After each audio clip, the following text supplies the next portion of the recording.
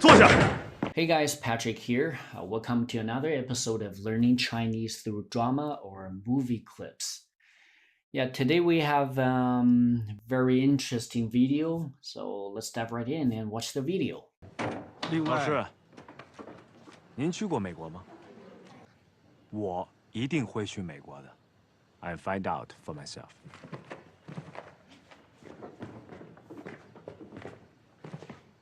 坐下，听完再走。你谁呀？他是我老师。关你屁事！ Okay, let's hear the first part. 老师，老师， So the teacher and the student were speaking at the same time, right? And the student, as he stood up, he said 老师, right? 老师. So what's 老师? Teacher. Old master. 老 old. 师 master. Yeah. So notice in Chinese classroom, students usually stand up when addressing a teacher.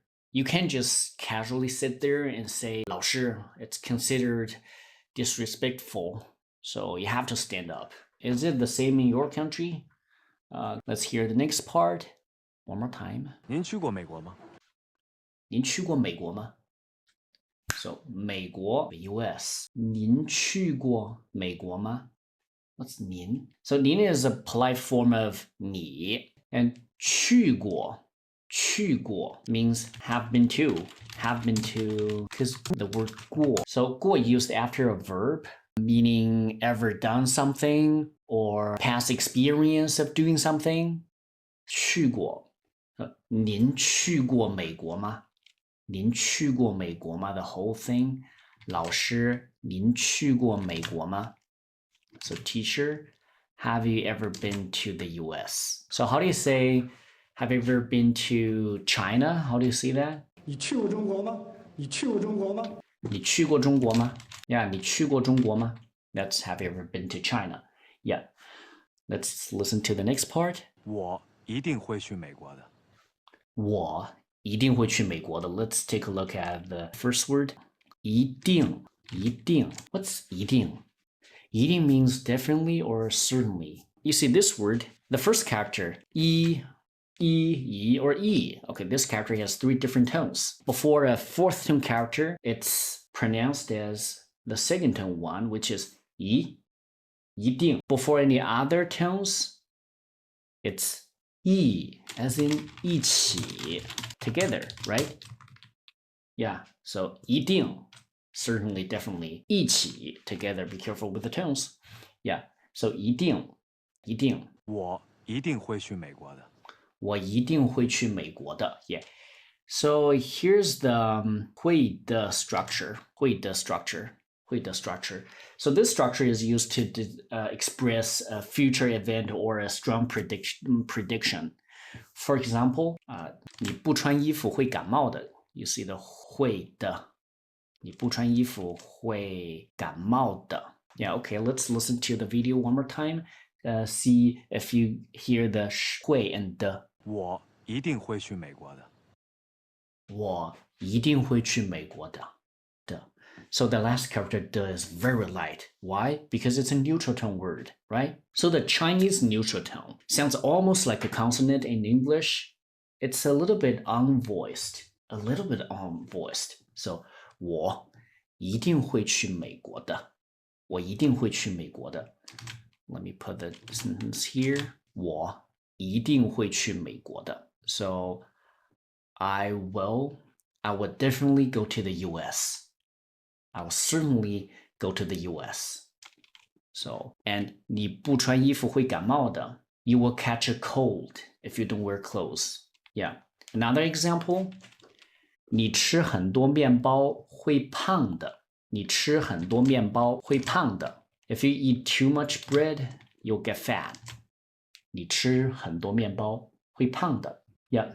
Next part. I'll find out for myself. That's English, yeah. I'll find out for myself. 坐下。 Okay, what is that? 坐下。坐下. What is 坐下? 坐 to sit. What is 下? Down, right? So sit down. 坐下. Well, so if you look at these two characters independently, 做 fourth tone, 下 fourth tone too, but from the video, 坐下, that's not a fourth tone character. That's not fourth tone, right? It has become neutral tone. Why?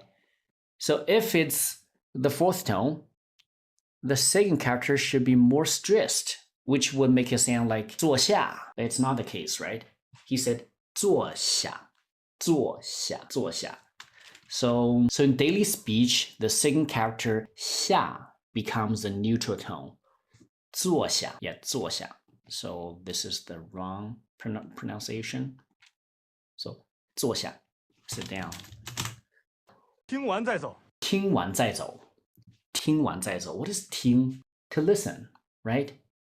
So 听完再走, it literally means finish listening, then leave. The word 在, let me put the sentence here. 听完再走, meaning finish listening, then leave. Yeah.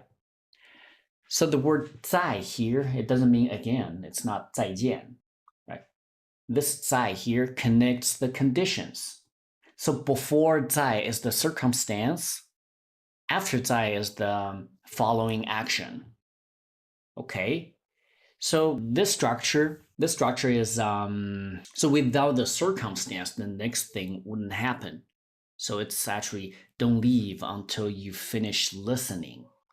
By listening, it means attending the lecture because you are there to listen to the teacher, right? So it's actually 听, let's say 听课, 听课, to attend a lecture because you literally listen to the class. So 听完再走. 听完再走. Let me give you an example of using 在.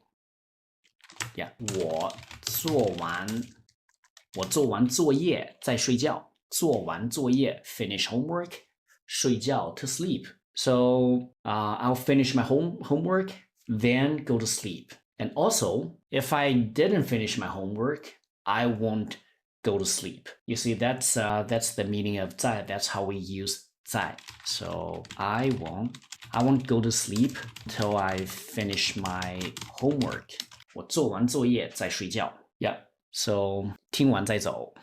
你谁呀？你谁呀? It literally means who are you? 你谁呀? It's quite informal because he was not really seeking for an answer. I mean, if you're asking who are you, it's actually 你是谁呀? 你是谁呀? But here 你谁呀? He put a bit stress on 谁 to show his disrespect or contempt. So 你谁呀? 你谁呀? So like, who are you? Who the hell are you? Yeah. And the other guy responded, 你谁呀？他是我老师，他是我老师。他是我老师. It's really fast. I mean, that's not very hard to understand, to figure out. 他是我老师. Let me put the sentence here. 他是我老师. He's my teacher. Yeah, he's my teacher. And there's a smooth transition between 是 and 我. These two words, 是 and 我. It makes it sound like there's only one word, like 说, right? Because 老师, the word 老师 is more stressed. So the 我 should be less stressed. Then you put them together, 说. Yeah, that's why the kind of combination between these two words would sound like 他是我老师. 他是我老师.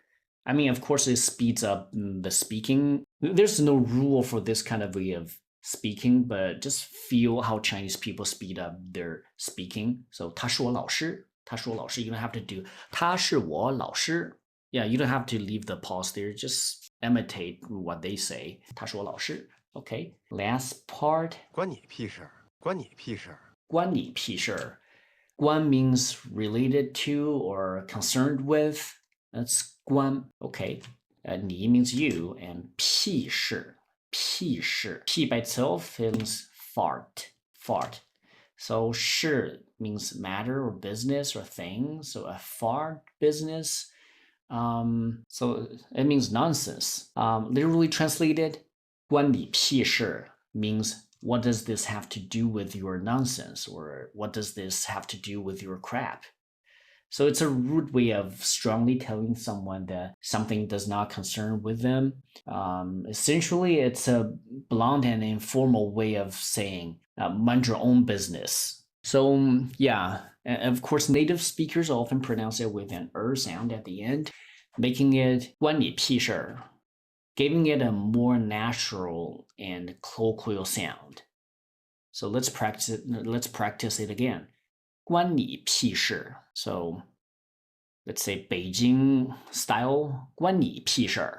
关你屁事. Yeah, I personally prefer the one without So 关你屁事. 关你屁事. Yeah, all right, let's watch the clip again. 老师，您去过美国吗？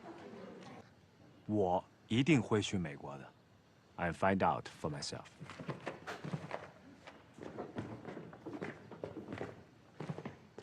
坐下，听完再走。你谁呀？他是我老师。关你屁事！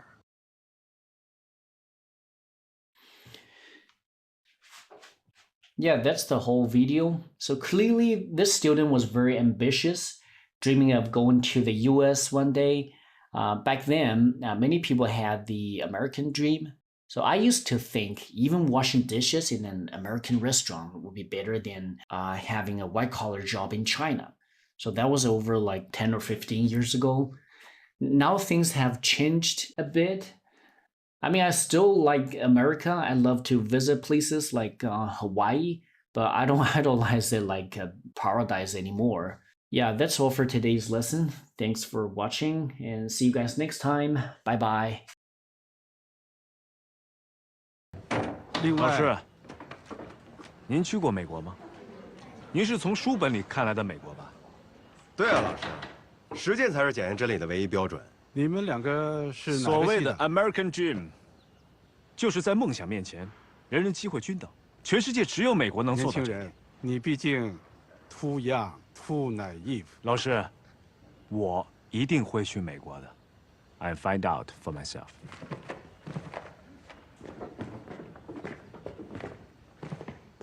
坐下，听完再走。你谁呀？他是我老师。关你屁事！